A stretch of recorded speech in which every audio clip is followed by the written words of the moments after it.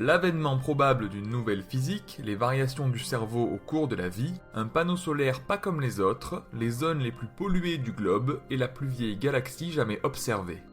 Bonjour à toutes et à tous, je suis Julien Hernandez et bienvenue dans Fil de Science, le podcast Futura où on résume ensemble l'actualité de la semaine. Serions-nous à la veille de la découverte d'une nouvelle physique des particules ? Cela serait une première depuis la révolution quantique initiée au début du XXe siècle. Grâce à des données récoltées par un collisionneur de protons et d'antiprotons, des physiciens de la collaboration CDF viennent de déceler une anomalie entre les prédictions théoriques du modèle standard de la physique des particules et la masse détectée du boson W, un cousin lourd et chargé du photon qui intervient dans la radioactivité bêta et au sein des réactions thermonucléaires.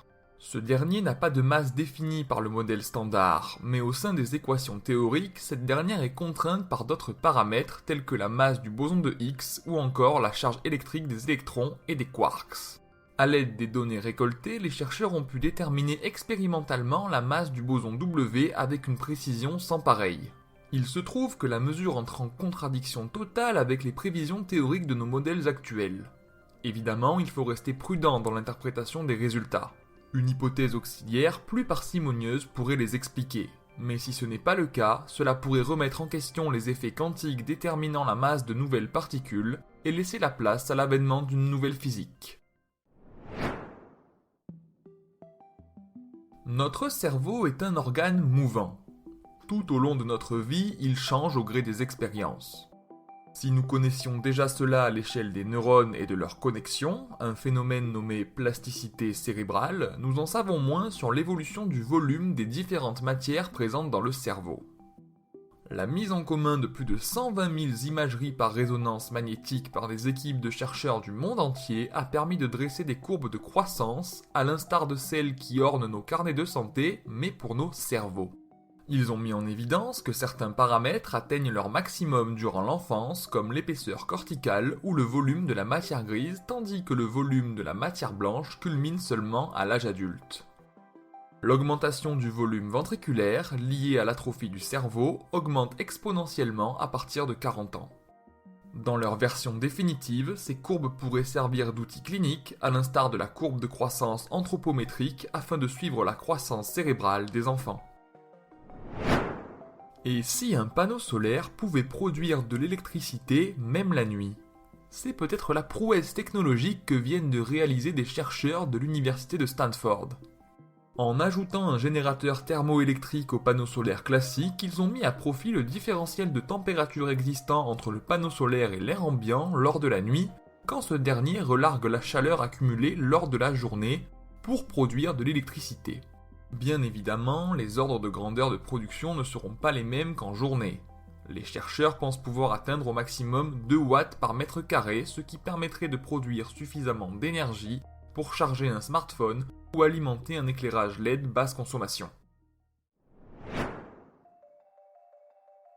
Nous ne sommes pas tous égaux en matière d'exposition à la pollution. Certaines villes dépassent largement les taux de sécurité en vigueur et exposent par conséquent leurs habitants à des risques plus élevés pour leur santé. Grâce à ces bases de données, l'Organisation mondiale de la santé révèle que l'est de la Méditerranée, et notamment Chypre, est extrêmement pollué par la présence de dioxyde d'azote, tandis qu'en Chine ou en Inde, c'est la pollution aux particules fines qui domine. Le niveau de richesse est garant d'un moindre niveau de pollution, mais selon l'OMS, la quasi-totalité de l'air que nous respirons aujourd'hui est polluée.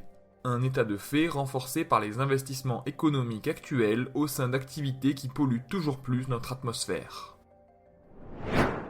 Et pour finir, des astrophysiciens ont découvert une galaxie nommée HD1 datant de seulement 300 millions d'années après le Big Bang grâce à des milliers d'heures d'exploration par plusieurs télescopes. Cependant, ils n'ont pas encore déterminé précisément sa nature. Est-ce une galaxie ordinaire, un quasar ou une galaxie flambée d'étoiles ?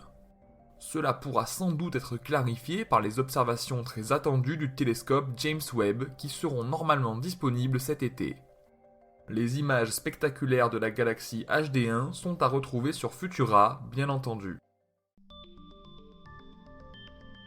Pour ne rien manquer de l'actualité scientifique, n'hésitez pas à venir nous retrouver sur vos applications audio préférées et à vous abonner à Fil de Science ainsi qu'à nos autres podcasts.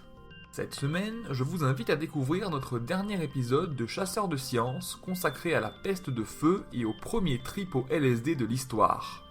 Pour le reste, on se retrouve vendredi prochain avec toujours plus de nouveautés scientifiques. Et d'ici là, bon week-end à tous.